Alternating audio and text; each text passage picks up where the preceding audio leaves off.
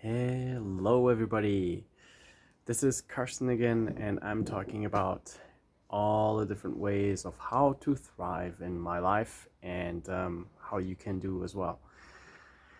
So, yeah, this is a little episode that I'm talking about um, what I have done to my garden so that I'm happy living in it and so that I am surrounded by nature at all times. Um, I consider the fact that I'm surrounded by nature to be one of the best things for me. Um, you know, the smells, the colors, the all the different textures, being able to potentially feed myself from my garden, feed my animals, have my animals there, and also be happy about this fly in my ear, on my ear, or also be um, in a good place. What in regards to how do I deal with my food leftovers that I then compost and then it becomes part of my garden again. Um, One small rule that I have established here, especially, is that whatever biological resources that enter this place, um, I will do my best to um, compost them and reintegrate them into the garden, and they're not allowed to get out anymore. So even cardboard and all of that stuff, and sometimes I even go to the trash, but this is one of my things because I'm really obsessed with this. I go to the trash and people when they trim their gardens and everything, they throw all that stuff away, and I go get it there. um, as long as it is possible to chip it, because I have a wood chipper, and I chip that stuff and I integrate it into my garden. And so I want to just give you a very small tour of my former lawn. I used to play soccer here with the wall back there that you can't really see now. So yeah, I transformed this garden into a food forest.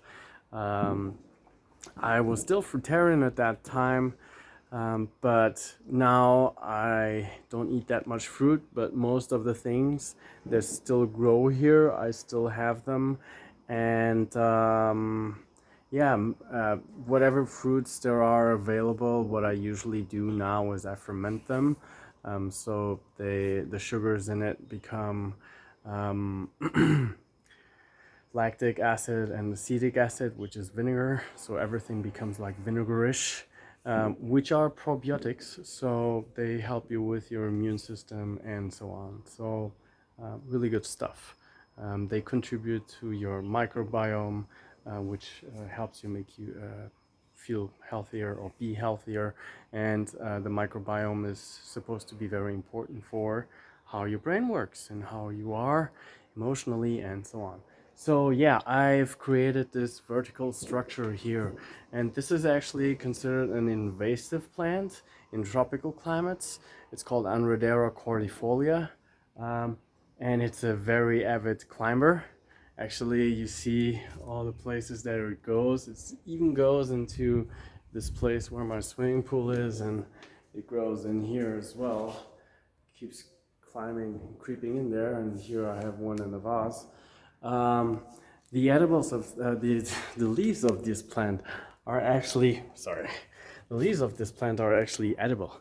I've ate them for some time. I'm not eating leaves anymore, but you can eat them, and it's very easy to grow and actually uh, pretty invasive right now.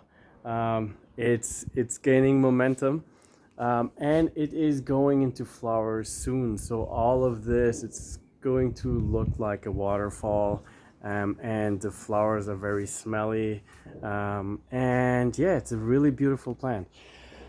And yeah, I created this vertical structure, this vertical garden, so the plants they grow up here. I have this little tunnel, and this is actually the beginning of my food forest. I started a banana circle from a banana plant that I kind of knew for a very long time already. Since I was a kid, I saw it always in that place close by here. It's called Algueirão, and this house was abandoned. And I went there one night and took all the banana plants and brought them here. And now sometimes when I'm into eating some carbohydrates, let's see if I can, if I see some here. If I'm in the mood of eating some carbohydrates, I eat some. There you have them. I eat some green bananas. I peel them and then I fry them in the pan with like coconut oil or something like that, and it's much better than French fries or something like that. So if I eat a carb, I eat it like this. Sometimes what I also do is I put this in my fermented foods, like my sauerkraut or something like that. It's also rich in prebiotics, which are supposed to be a substrate for probiotic bacteria in your gut, and so I add this to my sauerkraut in case I eat sauerkraut, because I haven't been eating it. But yeah, I don't really feel the need right now. And yeah, all this garden is just full of different fruit trees. I have tamarillos. I have these guys here. They have been cultured in or grown in Asia for their root system that has carbs in it, like almost like a potato. It's called canna lily.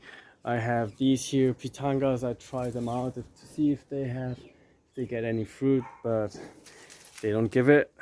But still, the leaves can be used as tea and so on. This guy here, I planted this one here from seed. This is albizia. Oh, the camera is. This is an albizia.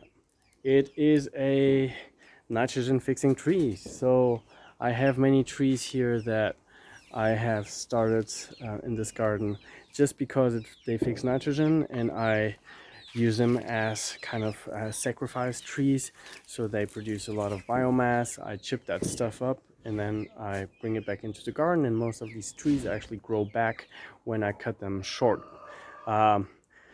They have their tolerances, so this tree actually prefers to be cut up top instead of coppiced, which is at the ground level. So pollard instead of coppice.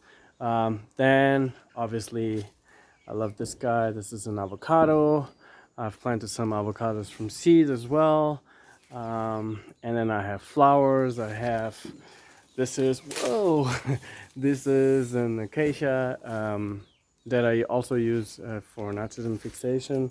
And yeah, this garden is, like you see here right now, it's full of bugs and full of different insects. I've counted at least 10 to 20 different species of spiders on me already, like walking on me, like really tiny ones and small ones.